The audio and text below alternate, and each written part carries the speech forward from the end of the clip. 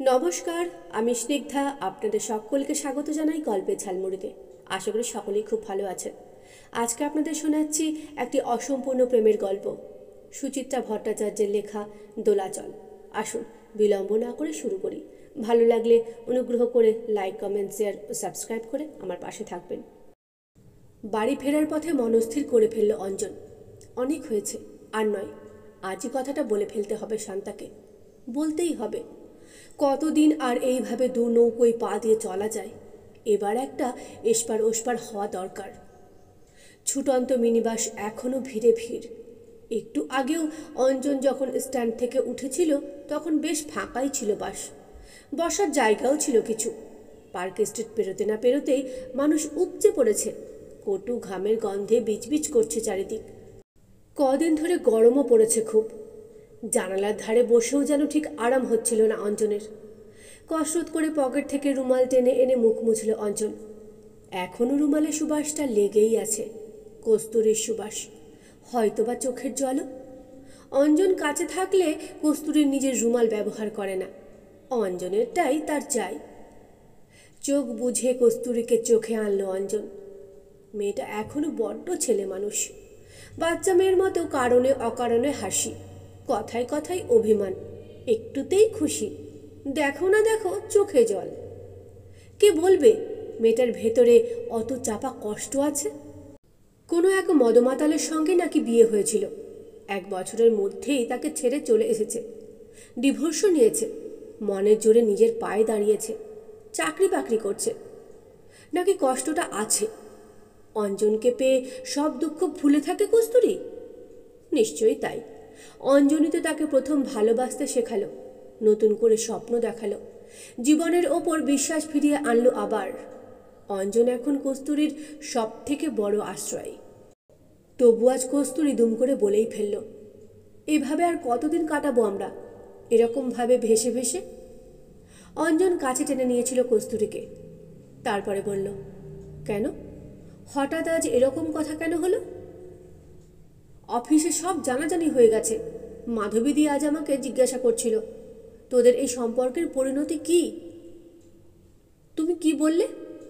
কি বলবো, আমি তো কিছুই জানি না। কস্তুরী আঙুলে পাকাচ্ছিল অঞ্জনের রুমালটিকে, হঠাৎ থেমে গিয়ে বলল, ডিভোর্সি মেয়ে আমি, আমায় নিয়ে কত লোক কত কথা বলে। মাধবীদি বলছিল, অঞ্জন রায় বউ বাচ্চা ছেলে তোকে কোনোদিনও বিয়ে করবে? করবে না, দেখিস খেলাবে। অঞ্জন গুম হয়ে গিয়েছিল। তারপরে বলল, তোমারও কি তাই বিশ্বাস? তোমারও কি মনে হয় আমি তোমায় খেলাচ্ছি? কস্তুরী বলল, আমি কি তাই বলেছি? অফিসে সবাই যা বলা বলি করে। অঞ্জন বলল, বলুক, যে যা খুশি বলুক, সকলকে মুখের ওপর জবাব দিয়ে দেব আমরা। অঞ্জন একটুখানি দম নিয়ে বলেছিল, তুমি তো জানো তোমাকে আমি কি ভীষণ ভালোবাসি। তোমাকে ছাড়া আমি আর কটা দিন সময় দাও, প্লিজ, আর কটা দিন আমায় সময় দাও। রানীকুঠি এসে গেছে। হাঁকাহাঁকি করছে কন্ডাক্টর। পকেটে রুমাল গুজে অঞ্জন উঠে পড়ল। ভিড় ঠেলে এগোলো গেটের দিকে। সামনেই মার হাত ধরে একটা বাচ্চা ছেলে। গুতোগুতিতে ছটপট করছে বেচারা, একদম বুবাইয়েরই বয়সী। অঞ্জন টপকে যেতে গিয়েও কি ভেবে ছেলেটার হাত ধরে ফেলল, সাবধানে নামিয়ে দিল বাস থেকে। ছেলেটার মা ধন্যবাদ গোছের কিছু বলল যেন, অঞ্জনের কানেই গেল না। অন্যমনস্ক মুখে বাস স্টপে দাঁড়িয়ে রইল একটুক্ষণ।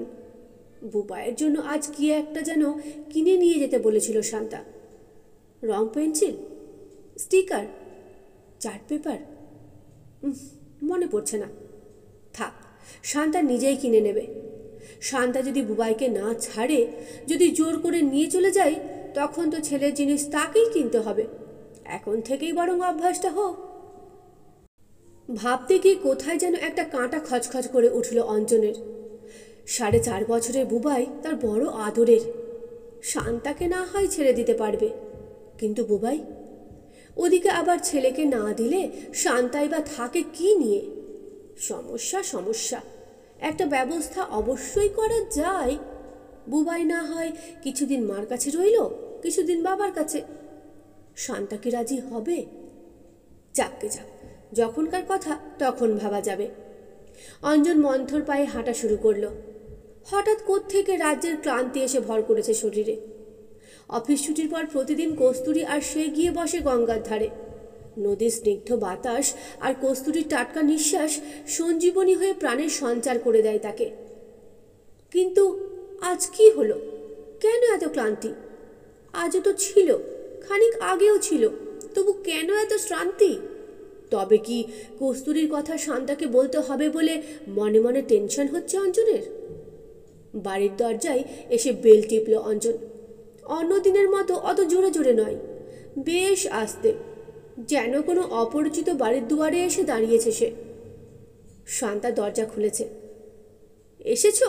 দেখো দিদি তোমার জন্য কতক্ষণ ধরে অপেক্ষা করছে। দিদি মানে অঞ্জনের দিদি, কাছেই থাকে বাসড্রনিতে। অঞ্জনের বিয়ের পর ভাইকে কাছাকাছি রাখবে বলে নিজে বাড়ি দেখে দিয়েছিল দিদি। আগে রোজই আসতো, বছর দুয়েক হলো ছেলেমেয়ের পড়াশুনোর চাপে উপস্থিতি একটু কমেছে। অঞ্জন ঢুকতেই দিদি বলল, এত দেরি কেন করলি? অঞ্জন বলল, কাজ ছিল, ওভারটাইম। ও তাই বল। তা এই যে রোজ রোজ ওভারটাইম করছিস, এক্সট্রা টাকা পয়সাগুলো জমাচ্ছিস তো? যেটুকু পারি জমাই। হ্যাঁ জমা। কতদিন আর ভাড়া বাড়িতে থাকবি? এবার একটা ফ্ল্যাট বুক করার চেষ্টা কর। শান্তা রান্নাঘরে ঢুকে গেছে, চায়ের জল বসাচ্ছে বোধ হয়। সেখান থেকেই চেঁচিয়ে বলল, ওই কথাটাই তোমার ভাইকে ভালো করে বোঝাও তো দিদি। এই টুকু দুখানা ঘরে থাকি, তাও নিজের নয়, জল নিয়ে নিত্য অশান্তি হচ্ছে। দরকার হলে দেওয়ালে একটা পেরেক পর্যন্ত পোতা যায় না। অঞ্জন মনে মনে বলল, অশান্তি তোমার যাবে না শান্তা। ফ্ল্যাট হয়তো কোনো দিন না কোনো দিন ঠিকই হবে, কিন্তু সে ফ্ল্যাট তোমার হবে না। মুখে বলল, আমি ভাবি না। কে বলল? কত প্রমোটারের সঙ্গে কথা বলেছি জানো? দিদি বললেন, খুবই ভালো, করতে হলে এই বয়সেই করে ফেল। আমাদের তো আর কিছু হয়ে উঠল না, তোর নিজস্ব একটা কিছু হলে আমারও ভালো লাগবে। দিদির স্বরে হালকা বিষাদ, দুঃখ বিলাস। নিজের অত বড় শ্বশুরবাড়ি, তবুও আপনি কপনি হয়ে ফ্ল্যাটে ঢুকতে পারেনি বলে হাহাকারের অন্ত নেই। অনর্থক কথা বাড়ালো না অঞ্জন। ঘরের কোণে ছোট ছোট রঙিন পিচবোর্ডের টুকরো জোড়া লাগিয়ে ছবি বানাচ্ছে বুবাই। কত রকমের ছবি, পশু পাখি, মাছ, ফুলপাতা। ছেলেটা বড়ই শান্ত, নিজের ছোট্ট জগতে তন্ময় হয়ে থাকে দিনরাত।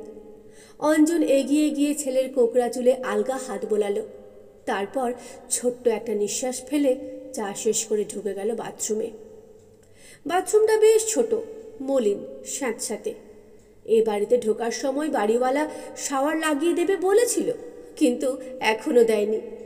চৌবাচ্চা ব্যাপারটাকে বড় স্থূল গেয়েও মনে হয় অঞ্জনের। তবু কি আর করা, শান্তার মতো রসকসীন নারীকে সে যখন এতকাল সহ্য করেছে, তখন এই চৌবাচ্চাকেও না হয় আর কিছুদিন। শান্তার মতো ঘরে বসে বসে ধুমকো হওয়া মেয়ে নয় কস্তুরী। দুজনের চাকরি করা সংসারে স্বচ্ছন্দে আধুনিক ফ্ল্যাট বানানো যাবে। মগে করে গায়ে হরাস হরাস করে জল ঢালল অঞ্জন। কস্তুরীর রুচি আছে, ভারী শৌখিনভাবে সাজাবে ফ্ল্যাটখানাকে। কিন্তু শান্তাকে কথাটা বলা যায় কেমন করে? ঝপ করে বলে দেবে? আকস্মিক শকে বিবর্ণ হয়ে যাবে কি আটপৌরে শান্তা? গায়ে সাবান ডলল অঞ্জন। চেপে চেপে সারাদিনের জমে ওঠা ক্লেদ তুলছে দেহ থেকে। রুয়ে শুয়েও বলা যায়, যাকে কিনা বলে আস্তে আস্তে ভাঙা। এ কথা সে কথার মাঝে অল্প ইশারা ইঙ্গিত দিয়ে তারপর পুটুস করে এক সময়ে তোয়ালেতে গা মুছতে মুছতে আবার একটা ছোট্ট নিঃশ্বাস ফেলল অঞ্জন। বেচারা শান্তা। বাথরুম থেকে বেরিয়ে অঞ্জন দেখল দিদি চলে যাচ্ছে। দরজায় দাঁড়িয়ে তার সঙ্গে শেষ আলাপ সারছে শান্তা। অঞ্জন একটু নিশ্চিন্তই হলো, যাক এবার শান্তাকে একলা পাওয়া যাবে। শোয়ার ঘর থেকে চুলটুল আঁচড়ে সোফায় এসে বসল অঞ্জন। অনেকক্ষণ পর একটা সিগারেট ধরিয়েছে। নীলচে সাদা ধোঁয়া ঘন থেকে পাতলা হয়ে ছড়িয়ে পড়ছে চতুর্দিকে। বুবাই টিভিতে মগ্ন, কার্টুন ফিল্ম দেখছে। চলমান ছবি দেখে কখনো হেসে উঠছে নিজের মনে, কখনো বা বড় বড় চোখ করে তাকিয়ে রয়েছে। অঞ্জন ছেলেকে ডাকলো, কিরে বুবাই, তুই আজ আমার সঙ্গে একটাও কথা বললি না যে? বা রে, তুমি যে পিসিমুনির সঙ্গে কথা বলছিলে, এখনো তো কথা বলছিস না। বা রে, টিভি দেখছি যে। অঞ্জন বলতে চাইল, আমাকে ছেড়ে তুই থাকতে পারবি তো বুবাই? কিন্তু স্বর ফুটল না। ছেলের নিমগ্ন ঘোর কাটিয়ে দেওয়া বড় বেশি নিষ্ঠুরতা হয়ে যাবে। শান্তা পাশে এসে বসেছে, ছেলেকে বলল, তুমি কিন্তু আজ সন্ধ্যে থেকে একটুও পড়াশোনা করলে না বুবাই? বুবাইয়ের চোখ আবার টিভিতে। বারে, তুমি তো বিকেলে 1 2 3 4 লেখালে, আর রাইমস কে মুখস্থ করবে? সব রাইমসই আমি জানি তো, বলো তো দেখি। বুবাই শরীর মোচড়াচ্ছে। অঞ্জন ইঙ্গিতময় সুরে বলে উঠল, ছেলেকে নিয়ে তোমায় অত চিন্তা করতে হবে না। বুবাই খুব ইন্টেলিজেন্ট, দেখো ও সব ঠিক করে নেবে, ও ঠিক লাইনে শাইন করবে। যত ইন্টেলিজেন্টই হোক, ঘষা মাজা না করলে কিছুই হয় না, সব হয়ে যাবে, দেখো তুমি। তোমার তো খালি ওই এক কথা, বুবাইকে সামনের বছর হাই স্কুলে দিতে হবে, সে খেয়াল আছে তোমার? দিও। কোন স্কুলে চেষ্টা করা যায় বলো তো? তুমি কোন স্কুলে দিতে চাও? আমার তো বাবা সেন্ট পিটার্সই বেশি পছন্দ। কি বাপস, ওই স্কুলে ভর্তি করাতে কম করে 1010 টাকার ধাক্কা, তাও যদি ধরে করে চান্স পাওয়া যায়। শান্তা এত টাকা পাবে কোত্থেকে? অ্যালিমেনি চাইবে কিছু? আইন মোতাবেক খোরপোস্ত কিছু দিতেই হবে অঞ্জনকে, দিয়েই দেবে না হয়। বুবাইকে বড় করার দায় যে অঞ্জনেরও আছে, এ কথা সে অস্বীকার করেই বা কী করে? এখন কি কথাটা বলে ফেলবে শান্তাকে? বলাই যায়, এখনই বোধহয় প্রকৃষ্ট সময়। অঞ্জন মনে মনে শুরুটা ভেজে নিল। তোমার সঙ্গে একটা গুরুত্বপূর্ণ কথা আছে শান্তা। কি কথা? কথাটা একটু সিরিয়াস, তোমাকে একটু ঠান্ডা মাথায় শুনতে হবে। পলকের জন্য ভুরুতে ভাঁজ পড়ল শান্তার। পলকে মিলিয়ে গেল, সহজ স্বরে বলল, সত্যি সত্যি কোথাও ফ্ল্যাট বুক করেছ? না। অফিসের কোনো প্রবলেম? না। অঞ্জন সামান্য অসহিষ্ণু হয়ে উঠল, বলল, উফ, অন্য কথা। তাহলে পরেই বলো, আমি আগে বুবাইয়ের খাবারটা গরম করে আনি। উঠে রান্নাঘরের দিকে যেতে গিয়েও থমকালো শান্তা। তুমি রুটি খাবে না ভাত? অঞ্জন হতাশ, চোখ বুঝে ফেলল। রুটিই করো। কাজের পর কাজ চলেছে শান্তার। বুবাইকে খাওয়ানো রীতিমতো ধৈর্যের কাজ। অনেক সাধ্য সাধনা করে নরমে গরমে সে পাট চোকালো শান্তা। খান আষ্টেক রুটিও করল। ফ্রিজের হিমায়িত খাবার বার করে গরম করছে। কাল সকালে কাজের লোকের বাটনার জন্য মেপে ঝুঁকে মশলা বের করে রাখলো গ্যাস স্টোভের পাশে। গরমে দুধ কেটে যায় বলে আবার জাল দিল দুধ। নৈশাহার সাজাচ্ছে ডাইনিং টেবিলে। অঞ্জনের সিরিয়াস কথা শোনার সময় কই শান্তার? না, খেতে বসেও কথাটা পারা গেল না। রোজ রোজ ওই একঘেয়েমি পটল বাজার থেকে নিয়ে আসছে বলে উষ্মা প্রকাশ করতে শুরু করলো শান্তা। কৈফিয়ত দেওয়ার ভঙ্গিতে বাজার দরের ফিরিস্তি শোনাতে হলো অঞ্জনকে। ঝুপ করে প্রসঙ্গ পাল্টে শান্তা ইলেকট্রিক বিলে চলে গেল, সেখান থেকে রেশনে। এই সপ্তাহে রেশনে নাকি ডবল চিনি দিচ্ছে, তাই রবিবারের ভরসায় থাকলে সব চিনি হাফিস হয়ে যাবে। সুতরাং কালই সকালে অঞ্জন ক্রমশ অস্থির হয়ে পড়েছিল। কথাটা কি তবে কিছুতেই বলা যাবে না? বুবাই ঘুমিয়ে পড়েছে। শোয়ার ঘরে এসে ছেলের পাশে আছোয়া হলো অঞ্জন। চোখের সামনে কস্তুরী আসছে আবার। কস্তুরীকে ভালোবেসে ফেলেছে সে বাঁচতেই পারে। বউ বাচ্চা আছে বলে কি অঞ্জনের আরেকজনকে ভালোবাসার অধিকার নেই? একজনকে ভালো লাগছে, আরেকজনকে লাগছে না। যাকে ভালো লাগছে তার সঙ্গে ঘর করার চিন্তা করা কি পাপ, অন্যায়? সমাজ চোখ রাঙাবে? সমাজকে কেয়ার করে না অঞ্জন। কস্তুরী মিশে গেছে তার অস্তিত্বে। কস্তুরী বিনা বাঁচা এখন অঞ্জনের পক্ষে অসম্ভব। শান্তা ঘরে এলো। অঞ্জনের জন্য গ্লাসে জল ঢাকা দিয়ে রেখে আয়নায় চুল বাঁধতে বসেছে।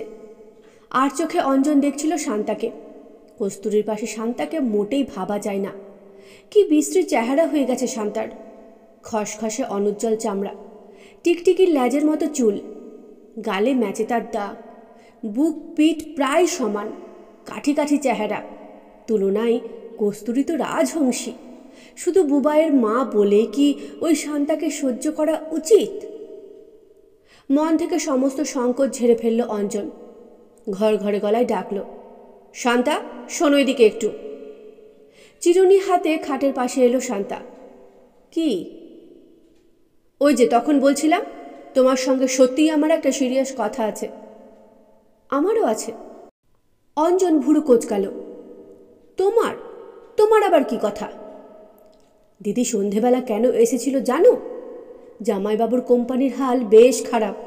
যাকে তাকে নাকি ভলেন্টারি রিটায়ারমেন্টের অর্ডার ধরিয়ে দিচ্ছে। সে কি? প্রশ্নটা করতে না চেয়েও করে ফেলল অঞ্জন। কই, আমায় তো তখন দিদি কিছুই বলল না। বলবে তো বটেই, আজ বলেনি, অন্যদিন বলবে। সবেই তখন তুমি অফিস থেকে ফিরেছ, সারাদিনের ক্লান্তি। ওই সময় কি বলা যায়? মাত্র 2-3 লাখ টাকা করে দেবে নাকি? কি করে ওদের চলবে বলো তো? হ্যাঁ, তা তো ঠিকই। তবে টাকা তো পাবে, একটা ব্যবসা শুরু করতে পারে। ঠিকই বলেছ। আচ্ছা, তুমি কি কথা বলবে বলছিলে না? বলছি, বিছানায় এসো। কথাটায় কি অন্য কোনো আহ্বান আছে বলে ধরে নিল শান্তা? লক্ষ্মী মেয়ের মতো চুপচাপ চলে এলো। বুবাইকে একপাশে ঠেলে দিয়ে মাঝখানে শুয়ে পড়ল। শুয়েই উঠে পড়েছে। শায়ের দড়ি আলগা করল, ব্লাউজের বোতামও। এই গরমে শিথিল হয়েই শোয় শান্তা। অঞ্জন অন্যদিকে মুখ ঘুরিয়ে নিল। তারপরে বলল, তোমাকে একটা কথা বলবো ভাবছি, কিন্তু কিভাবে বলবো বুঝে উঠতে পারছি না। আমি আমি কি তুমি? শান্তা একটু ঘুরল। ধরো আমি যদি অন্য কাউকে ভালোবাসি। মানে মানে কথাটা চোখ বুজে বলে ফেলতে গিয়ে হঠাৎ যেন কেন তোতলা হয়ে গেল অঞ্জন। কেন হলো? শান্তা মুহূর্তের জন্য স্থির, পর মুহূর্তে হেসে উঠেছে। ইস, সে মুরত তোমার আছে তো, থাকলেই হলো। বলতে বলতে আরও ঝুঁকেছে। অঞ্জনের খোলা পিঠে হাত রেখে বলল, এই তোমার এখানে কি হয়েছে গো? অঞ্জন আরও বোকা হয়ে গেল। কি হয়েছে? ইস, একেবারে চাপড়া চাপড়া হয়ে গেছে। শান্তা হাত বোলাচ্ছে পিঠের মাঝখানটাই। বলছে, গরমের থেকে হয়েছে বুঝলে। জ্বালা করে না তোমার? আগে বলনি কেন? একটু বরফ ঘষে দিতাম। এখন একটু মলম লাগিয়ে দেব? আঙুল নড়ছে পিঠে। নাকি জাদু কাঠি? কুহুকিনীর মায়ায় আচ্ছন্ন হয়ে যাচ্ছে দেহ। হৃৎপিণ্ড অসাড়। মায়াবী ছোঁয়ায় এইভাবেই কি ষড়যন্ত্র রুদ্ধ হয়ে যায়? অঞ্জন বেশ টের পাচ্ছিল। ভালোবাসি বলার থেকেও ভালোবাসি না বলাটা অনেক বেশি কঠিন। কেন যে কঠিন? ধন্যবাদ গল্পটি শোনার জন্য। ভালো লাগলে লাইক, কমেন্ট, শেয়ার ও সাবস্ক্রাইব করে আমার পাশে থাকবেন। আবার আসবো অন্য গল্প নিয়ে। ততক্ষণ সকলেই ভালো থাকবেন।